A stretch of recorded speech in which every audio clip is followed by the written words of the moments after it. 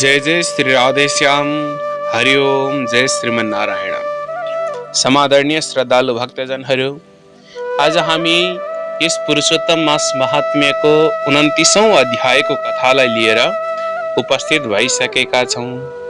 सम्पूर्ण श्रद्धालु भक्तजनहरू, यस पुरुषोत्तम मास महात्म्यको व्रत कथालाई श्रवण गर्नका लागि बसिरहनुहुने सम्पूर्ण श्रद्धालु भक्तजनहरूलाई हृदयदेखि नै साधुवाद एवं राधे राधेको अभिवादन गर्दछु। प्रेमले भन्नुहोला, जय जय श्री राधे श्याम। श्रद्धालु भक्तजनहरू, आउनुहोस् अब यो पुरुषोत्तम मास महात्म्यको व्रत कथाको यो 29औं अध्यायको कथालाई प्रारम्भ गरौं।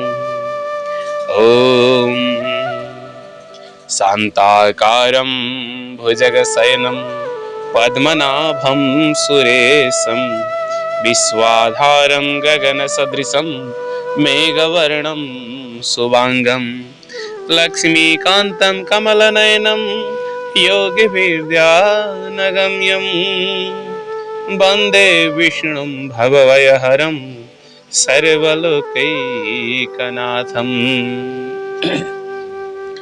सच्चिदानन्दरूपाय विश्वोत्पत्त्यादिहेतवे तापत्रय विनाशाय श्रीकृष्णाय वयं नमः। तापत्रय विनाशाय श्रीकृष्णाय वयं नमः। नारायणं नमस्कृत्य नरं चैव नरोत्तमं देवीं सरस्वतीं व्यासं ततो जयमुदीरयत्। जय जय श्री राधा रमण हरि, जय जय नवल किशोर, जय गोपी चितचोर प्रभु, जय जय माखन चोर। जय गोपी चितचोर प्रभु, जय जय माखन चोर। बोलो माखन चोर भगवान को जय। पुराण पुरुषोत्तम भगवान को जय। अधिक मास व्रत कथा को जय हो। आदरणीय श्रद्धालु भक्तजनहरू, हामी यो पुरुषोत्तम मास महात्म्यको व्रत कथाको 29औं अध्यायलाई प्रारम्भ गर्न गइरहेका छौं। यो 29औं अध्यायको कथामा उनै भगवान श्री हरिले, भगवान नारायणले नारद मुनिलाई श्रवण गराउनु भएको कथा। सोही कथा नैमिसारण्य नाम गरेको क्षेत्रमा सुतजी महाराजले सौनकादि 88,000 ऋषिहरूलाई श्रवण गराइरहनु भएको छ। हामी पनि यहाँ श्रवण गर्न लागिरहेका छौं। यो भन्दा अघिल्लो अध्यायमा 28औं अध्यायको कथामा भगवान नारायणले नारदजीलाई श्रवण गराउँदै हुनुहुन्थ्यो कि ती लोभी ब्राह्मण जो थिए, ती ब्राह्मण चाहिँ मरिसकेपछि यमराजले उसलाई पापको सजायको निमित्त बानरको योनिलाई प्राप्त गराएका थिए, बानरको जन्म गराइदिएका थिए। अनि त्यो बानरको जन्म पाउँदा पनि त्यो देवताहरूले पूज्य त्यो एउटा सुन्दर तलाउमा जन्म भएको थियो। त्यहाँ चाहिँ उसले त्यही तलाउमा रहेर पुरुषोत्तम महिनाको व्रत गरेको हुनाले, त्यो नजानिकन व्रत गरेको प्रभावले उसले चाहिँ एउटा दिव्य स्वरूपलाई प्राप्त गरेर भगवानका पार्षदका साथमा कुनै गोलोकमा जान लागेका थिए भन्ने सम्मका कथा यो 28औं अध्यायमा चाहिँ वर्णन गरिएको थियो।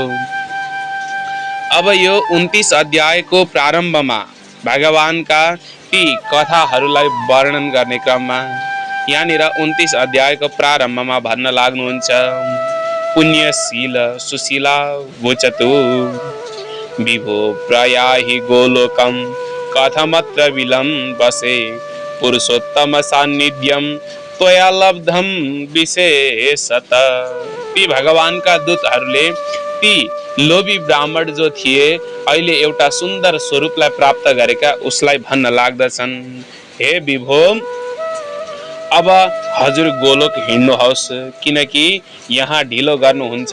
यहाँ किन ढिलो गर्नुहुन्छ? अब हजुर चाहिँ गोलोकतिर प्रस्थान गरौँ। हजुरले विशेष प्रकारको सर्वोच्च स्थान पुरुषोत्तम भगवानको सामिप्य पाउनु भएको छ।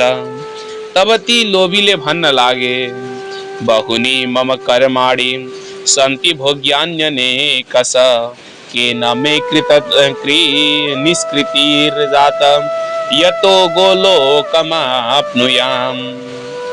हे प्रभु, मेरा अनेक प्रकारले भोग्नु पर्ने पापहरू धेरै रहेका छन्, दुष्कर्महरू धेरै छन्, परन्तु केले गर्दा यमराजले ठेकेका पाप भोगेको पटक पूरा नभइकन कुन पुण्यले पहिले नै मेरो यो ती सम्पूर्ण पापहरू उद्धार भयो, जेले गर्दा मैले आज गोलोक जान पाएँ। जति झरी पर्दा वर्षाका धारा छन् पृथ्वीमा, जति झारपात छन् पृथ्वीमा, धुलाका कण जति छन् आकाशमा, ताराहरू जति छन् त्यति नै मेरा त पापहरू छन् महाराज। अनि तथापि मैले यो मनै हरण गर्ने सुन्दर दिव्य विमान कसरी प्राप्त गर्ने? हे हरिका प्रिय भक्तहरू, यसको अति ठुलो कारण मलाई बताउनुहोस् भनेर चाहिँ भनेपछि ती हरिका दूतहरूले भन्न लागे, अहो देव कथम नैव विज्ञातम साधनम महत्। हे राजन, हरिका दूतहरूले भन्नुहुन्छ, अहो आश्चर्य, हे देव, हजुरले यस पदको प्राप्तिको कारण त त्यो ठुलो साधनालाई कसरी जान्दै जान्नु भएन? हे प्रभु, विष्णुको अत्यन्तै प्रिय अनि अत्यन्तै ठुलो पुण्य दिनेवाला पुरुषोत्तम भन्ने नामले प्रसिद्ध सबै उत्तम भन्दा पनि उत्तम महिनालाई तपाईले के कारणले जान्नुहुन्न? त्यस्तो के कारण छ जुन पुरुषोत्तम महिनालाई हजुरले जान्नु भएन? हे महाराज, तपाईले देवताहरूले पनि गर्न नसकिने जुन कठोर तपस्या जंगलमा बाँदर शरीरले नजानिकनै गर्नुभयो, जसमा चाहिँ मुख रोगको कारण नजान्दै पनि अन्नलाई ग्रहण गर्नु भएन, व्रत गर्नुभयो। अनि हजुरले त्यहाँ बन्दरे चञ्चलताका कारणले रुखका भेट्नाहरूबाट फलहरू तोड्ने यानी टिपेर पृथ्वीमा फ्याँक्नुहुन्थ्यो। ती फलहरूले अरू जनहरू तृप्त भए यानी अगाए। शरीरभित्र ज्यादै नै दुःख पीडा भएकाले पनि पानी पनि पिउनु भएन। यस्ता प्रकारले अज्ञानवश थाहै नपाइकन पुरुषोत्तम महिनामा तपाईबाट किन कठिन तपस्या हुन गयो? हे अनग निष्पाप, फलहरू झार्नाले परोपकार हुन गयो। वनमा घुम्दै भड्कदै गर्दा भयंकर जाडो बतास घाम सहनु पर्यो। श्रेष्ठ अत्यन्त रमणीय ठुलो तीर्थमा 5 दिनसम्म डुबुल्की मार्नुभयो यानी कि स्नान गर्नुभयो। त्यसै कारणले तपाईले पुरुषोत्तम महिनामा स्नानबाट प्राप्त हुने त्यो पुण्य फल प्राप्त भयो। यस्ता प्रकारले रोगी तपाईको नजानिकन अत्यन्त उत्तम तपस्या हुन गयो महाराज। त्यही सब सफल भयो र अहिले तपाईले यो सुख अनुभव गरिरहनु भएको छ। जब नजानिकन नै गरिएको पुरुषोत्तम महिनाको सेवाले तपाईले यस्ता प्रकारको सफलता भयो भने अनि उनको यो सबै चाहिँ फल प्राप्त भयो। यस पुरुषोत्तम महिनामा पुरुषोत्तमको उत्तम महिमालाई जानेर श्रद्धा भक्तिका साथ विधि पूर्वक सेवा कर्म गर्ने त फेरि कुरै नै नगरौं। तपाईले जुन स्वार्थ यानी कल्याणकारी कार्य गर्न साधना गर्नुभयो त्यो साधना गर्ने को कसैको सामर्थ्य छैन, अर्थात कसैले पनि सक्दैन। पुरुषोत्तम महिनामा एउटै पनि उपवास गर्यो भने त्यस पुण्यले जो जन पापका थुप्राहरूबाट मुक्त हुन्छन्। यसरी यसका सरी पुरुषोत्तमलाई प्यारो लाग्ने अरू कुनै कार्य हुँदैन महाराज। जो जनहरू पुरुषोत्तम महिनामा त्यो उपवास व्रत आदि ती गर्दछन् ती जनहरू अत्यन्तै धन्य हुन् र तिनै जनहरू कृतकृत्य हुन् महाराज। सातै द्वीप मध्ये भारतवर्षमा मनुष्य जन्म पाउनु अत्यन्तै दुर्लभमा पनि अत्यन्तै दुर्लभ हो। यस प्रकारको जन्म पाएको बेलामा जो जन पुरुषोत्तम भगवानको सेवा गर्दछ ती जनहरू सधैँ नै भाग्यमानी हुन्छन्। पुण्यात्मा हुन् ती तिनकै जन्म सफल हो। जस जसको पुरुषोत्तम महिना स्नान दान जप पूजा आदिले बित्दछ। पुरुषोत्तम महिनामा गरिएका दानहरू श्राद्ध आदि पितृ कार्यहरू र अनेक प्रकारका तपस्याहरू ती सबै नै अरू महिनामा गरिएको भन्दा पनि करोड गुणा बेसी फल दिनेवाला हुन्छन् महाराज।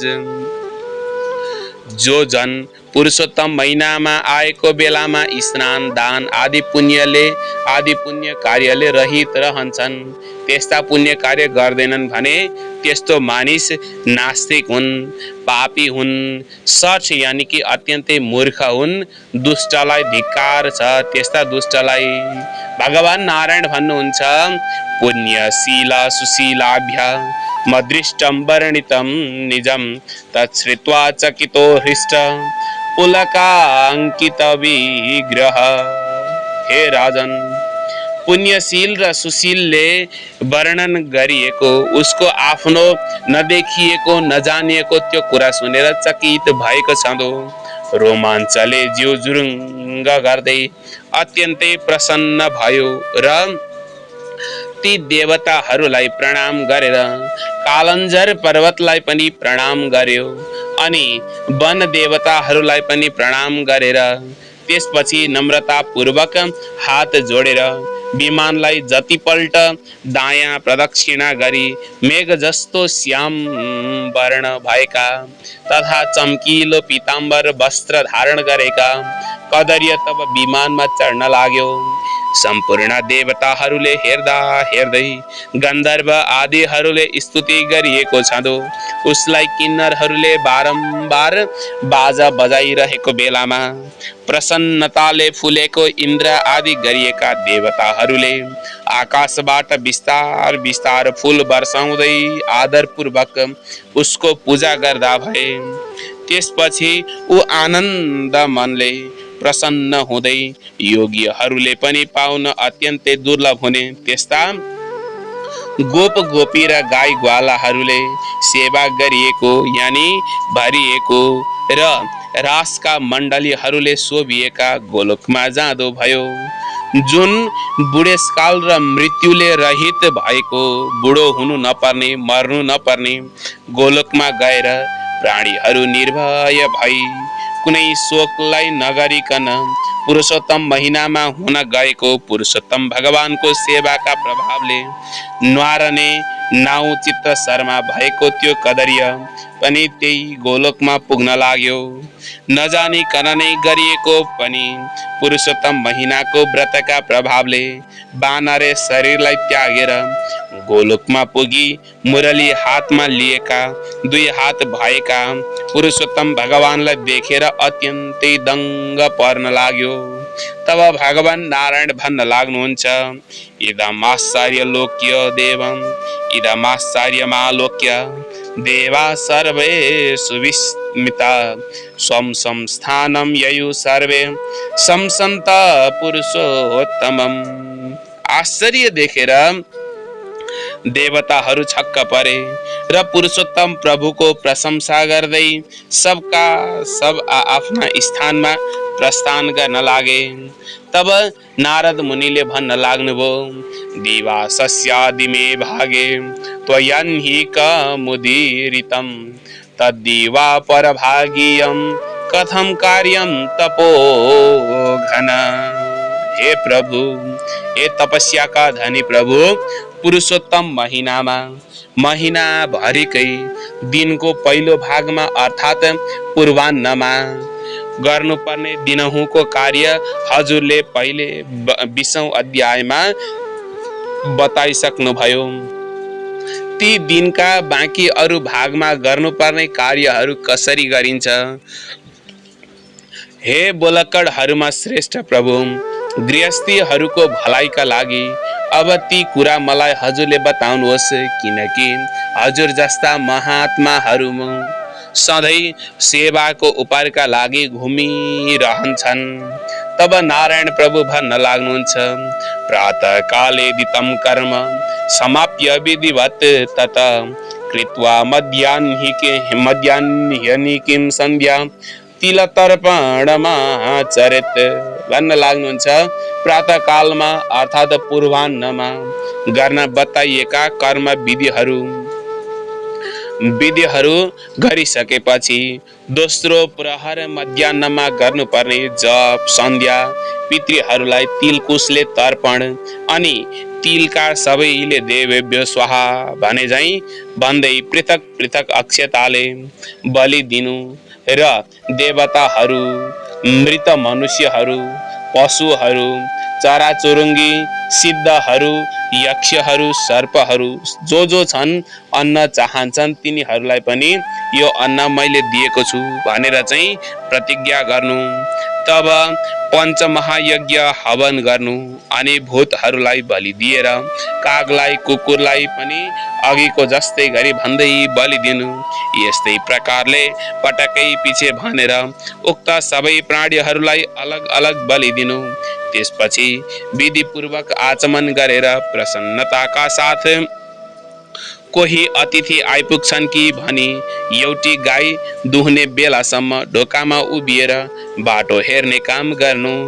भाग्यले यदि कोही अतिथि प्राप्त भयो भने आइपुग्नु भयो भने बुद्धिमान व्यक्तिले पहिले उनलाई वचनले सत्कार गरेर अनि देवतालाई झैं पूजा गर्नु। तब अत्यन्तै श्रद्धा भक्तिका साथ आफ्नो सावगास अनुसार खानपानले तृप्त गराउनु।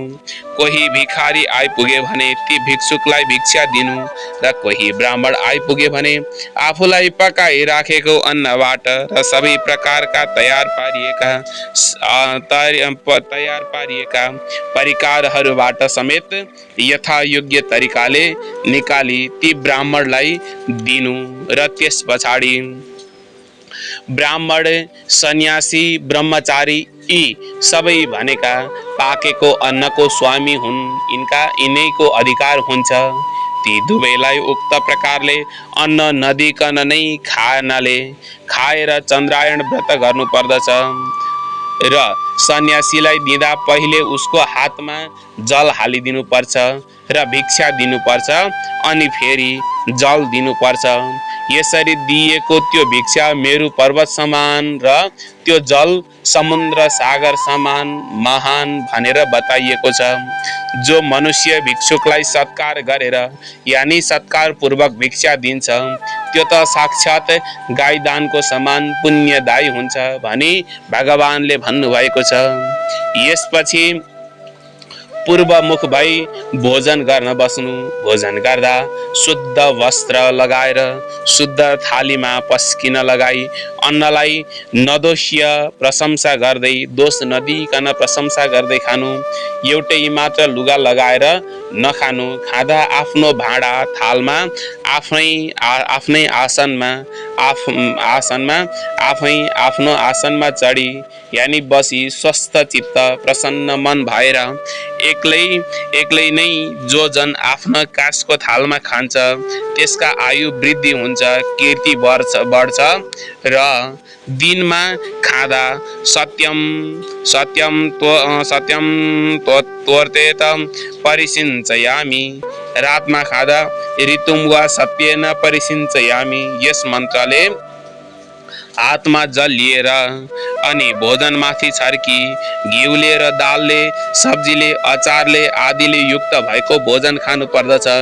पहिले भोजनबाट केही भाग लिएर यस्तो भन्दै भूपतये स्वाहा, भुवनपतये स्वाहा, भूतानां पतये स्वाहा, धर्माय नमः भनेर बलि दिएर तब चित्रगुप्ताय नमः, भूतेभ्यो नमः भन्दै बलि दिनु। त्यस पछाडि भोजनबाट केही अन्न लिएर जहाँ कहीँ पनि रहेका ती भोक प्यासले आत्मा व्याकुल भएका अर्थात् छटपटाएका मृत प्राणीहरूका लागि तृप्तिका लागि सुखपूर्वक यो अन्न अक्षय होस् भनेर बलि दिनु। र त्यसपछि अन्नबाट केही भाग निकाली ओम प्राणाय स्वाहा, ओम अपानाय स्वाहा, ओम व्यानाय स्वाहा, ओम उदानाय स्वाहा, ओम समानाय स्वाहा भन्दै पञ्चघाँस खानु। पञ्चघाँस खाँदा पहिले ओम उच्चारण गरेर चतुर्थ्यान्त नाम लिँदै अन्तमा स्वाहा भन्दै घिउमा चोबेको अन्न जिब्रोले नचपाइकन 5 पटक खानु। र त्यति गरिसकेपछि तन्मय भएर पहिले मिठो पदार्थ खानु, त्यसै गरी बीचमा नुनिलो खानु र अमिलो वस्तु खानु, त्यसका बाद पिरो र तितो चिज खानु। कुनै पनि पुरुषले खाँदा पहिले गिलो वस्तु खानु, अनि बीचमा सारो वस्तु खानु, अनि आखिरमा अन्तिममा फेरि पन्यालो चिज पिउनु। र त्यस्तो व्यक्ति बल र आरोग्यबाट रहित हुँदैनन् अनि निर्बल र रोगी हुँदैनन्। मुनिले 8 घाँस मात्र खानु भनेर भनिएको छ। जङ्गलवासी वानप्रस्थले 16 घाँस मात्र खानु भन्ने बताइएको छ। गृहस्थीहरूका लागि 32 घाँस मात्र खाने विधान गरिएको छ। ब्रह्मचारीहरूका लागि जति घाँस खान मन लाग्छ उति नै माग्ने घाँस खान मागेर खाने भनेर बताइएको छ। विद्वान व्यक्तिले कहिले पनि शास्त्र विरुद्ध भक्ष्य भोजन नखाने, वस्तुहरू नखानु र सुक्खा तथा बासी खाने कुरालाई विद्वानहरूले अभोज्य वस्तु भनी बताइएका छन्। खाँदाखेरि घिउ र खिर बाहेक अरू सबै खाना चाटी चुटी नखानु, अलि बाँकी राखेर खानु। खाइसकेपछि त्यो बाँकी रहेको खानाबाट केही अलिकति औँलाका टुप्पामा राखेर त्यसै अन्जुलीमा जल भरी गरेर यानि जल भरेर त्यस जलबाट आधा पिएर अन्जुलीको त्यो आधा बचेको जललाई औँलाको टुप्पामा रहेको शेष खानासहित भुइँमा गिराइदिनु। अनि थालमा रहेको शेषलाई सोरेर पारी केही जल पनि हाली अघि गिराइदिएकै ठाउँमा बुद्धिमान व्यक्ति त्यो तल मन्त्र पढ्दै छरछार पारिदियोस्। यदि त्यसो गरेन भने त्यो बाहुन भारी पापका भोगी हुनेछन् र प्रायश्चित गरेर मात्र शुद्ध हुन्छन्। पापीले भरिएको विशाल दाह भएको अनेक प्रकारका चाहिँ नरकहरू भोग्ने र खान नपाउने, खानपिनमा खान पिउन चाहनेहरूका लागि मैले दिएको यो पुरा सहितको जल अक्षय प्राप्त होस् भनेर त्यो दिने। यस मन्त्रले त्यो लिएको पुराका साथ रहेको जललाई अप्सनी हालेकै ठाउँमा छरिदिएर त्यस पछाडि पिउने पानी मुखभरि कुलकुल गरी निलिदिएर दाँततिर अड्केका खानालाई साफ गर्नु। अनि यथेच्छ पानी पिई त्यो भाँडोलाई गिलै हातले केही पर सारिदिएर त्यस पछाडि त्यहाँबाट जुरुक्क उठेर बाहिर आई टुक्रुक्क बसी सावधानी पूर्वक हातमा माटो लगाएर शुद्ध जलले हात मुख सफा गर्नु। सफा गर्दा 16 पल्ट कुला गरी शुद्ध भई आरामसँग बस्दै तलका अनेक मन्त्रहरू पढ्दै दाहिने हातले पेटलाई दायाँ फेरो सुमसुम याउँदै अनि मन्त्र अगस्त्य कुम्भकर्णं च शनिं वा बडवा नलाम आहार परिपाकार्थम स्मरद भीमम च पंचमम। अगस्त्य, कुम्भकर्ण, शनि, बडवानल र भीमलाई त्यो खाएको पचाउनका लागि स्मरण गर्नु। त्यस्तै जसले जसले चाहिँ आतापीलाई मारिदिएर व्रत वातापीलाई पनि मारिदिए अनि जसले समुद्रलाई नै सुखाइदिए ती अगस्त्य मुनि मेरो उपर प्रसन्न हुन्। त्यस पछाडि प्रसन्नताका पूर्वक भगवान श्री कृष्णको स्मरण गर्नु र फेरि पनि आचमन गर्नु र त्यस पछाडि लगाएको पान खानु र त्यसरी खानपान सकेपछि बसेर सत्मार्गको अविरोधी अर्थात विरोध नगर्ने, सत्शास्त्रहरूको वेदन विनोदले परब्रह्म परमात्मालाई श्रीकृष्णलाई ध्यानपूर्वक विचार गर्नु यानि सम्झिनु। यति मध्याह्नमा गर्नुपर्ने दैनिक कार्यहरू गरिसकेपछि साँझ पर्नुभन्दा पहिलेसम्ममा गर्नुपर्ने कामहरू गर्न थाल्नु। बुद्धिमान व्यक्तिले केही बेर अध्यात्म विद्याको श्रवण गर्नु, एकदमै आजीविका नभएका व्यक्तिले पनि एकछिन शान्त मनले आध्यात्म विद्याको श्रवण गर्ने गर्नु। किनकि मनुष्यले सुनेर नै धर्म जान्दछ र सुनेर नै पाप कर्म गर्न छोड्दछ, सुनेर नै मन आसक्तिबाट हटाउँदछ, सुनेर नै ज्ञान रूपी अमृतलाई प्राप्त गर्दछ। जो चाहिँ नीच जन छन् नीच जन पनि सुन्नाले चाँडै नै श्रेष्ठपनमा प्राप्त हुन्छन् र श्रेष्ठ जन पनि श्रवण गरेन भने यानि कि सुनेन भने नीच जनमा चाहिँ नीचापनमा प्राप्त हुन्छन् भनेर बताइएको छ। त्यसपछि यानि सत्शास्त्रको श्रवण गरिसकेपछि बाहिरतिर गएर गर्नुपर्ने आवश्यक व्यवहारका काम गर्नु अनि सबै काम सिद्धि गरिदिने पुर्याइदिने भगवान श्री कृष्णलाई ध्यान गर्नु। हे नारद, मैले तिमीलाई पूर्वान्नमा, मध्याह्नमा, अपराह्नमा गर्नुपर्ने कर्महरू बताइसके। अब चौथो प्रहरमा गर्नुपर्ने कार्यहरू बताउँदछु, श्रवण गर भनेपछि भन्नुहुन्छ। जब सूर्य अस्ताचलमा पुगेपछि, अस्ताउन लागेपछि कुनै नजिक पुणेको तीर्थमा गएर, नजिकैको तीर्थमा गएर अथवा घरैमा भए पनि हात गोडा धोएर पवित्र वस्त्र पहिरेर साँझमा गर्नुपर्ने सन्ध्याको उपासना गर्नु।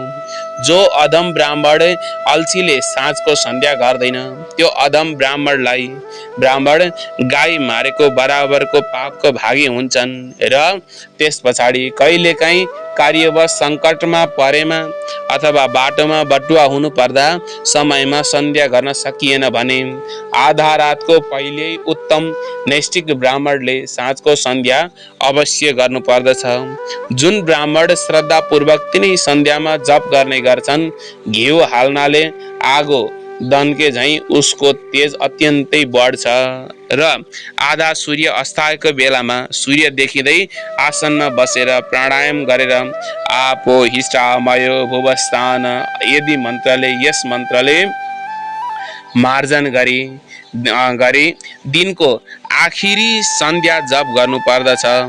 साँझमा अग्निशमे भन्ने अनेक मन्त्रले, यस मन्त्रले बिहान सूर्यास्तमा भन्ने मन्त्रले आचमन गर्नु पर्दछ।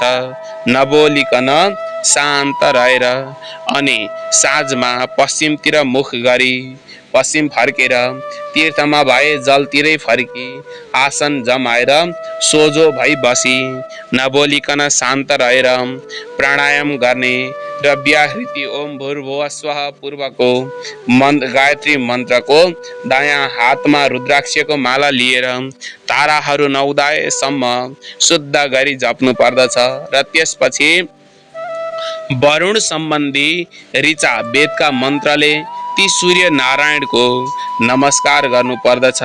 उपासना गरेर दायाँ प्रदक्षिणा गर्दै यानि एकै ठाउँमा बसेर घुम्दै दिशाहरूलाई र दिशाका स्वामीहरूलाई पनि पृथक पृथक प्रकारले प्रणाम गर्नु, बेग्लै बेग्लै प्रकारले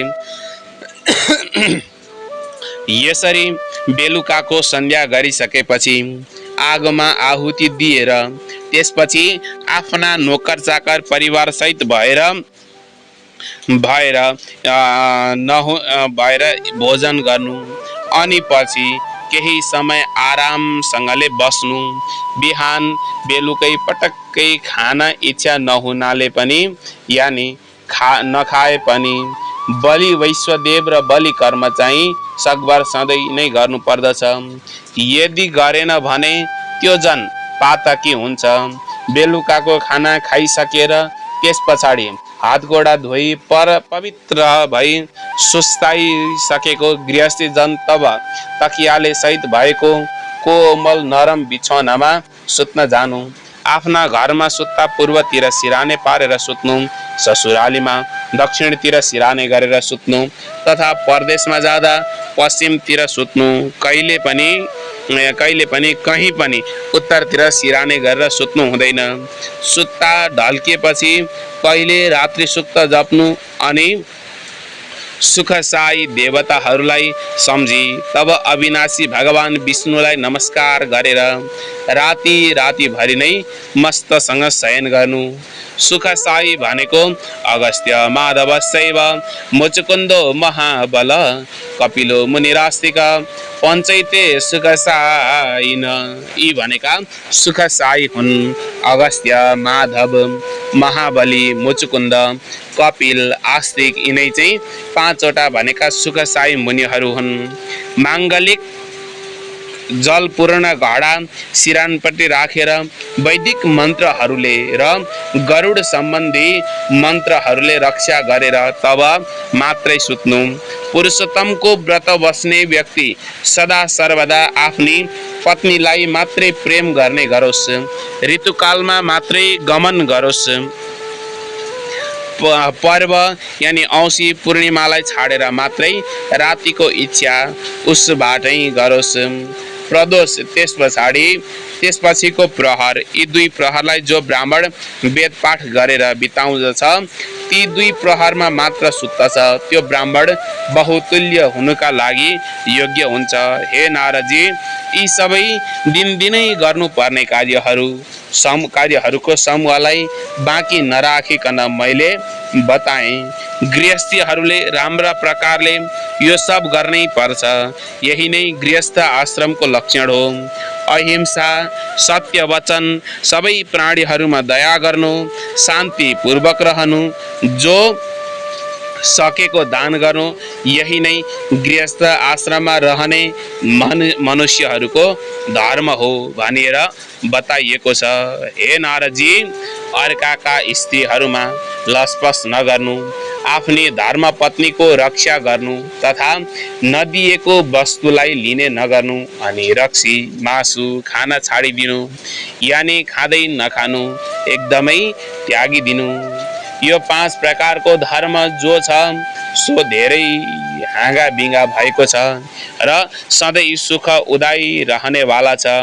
देह नै सर्वस्व भएको देहीहरूले देहले भ्याएसम्मको धर्म गर्नै पर्दछ। फेरि नारायण भन्न लाग्नुहुन्छ, सम्पूर्ण वेदहरूमा बखानिएको यो उत्तम चरित्र नै गृहस्थ आश्रमको लक्षण हो। हे मुनि नारद, नारायणले भन्न लाग्नुहुन्छ, सम्पूर्ण वेदहरूमा बखानिएको यो उत्तम चरित्र नै गृहस्थ आश्रमको लक्षण हो।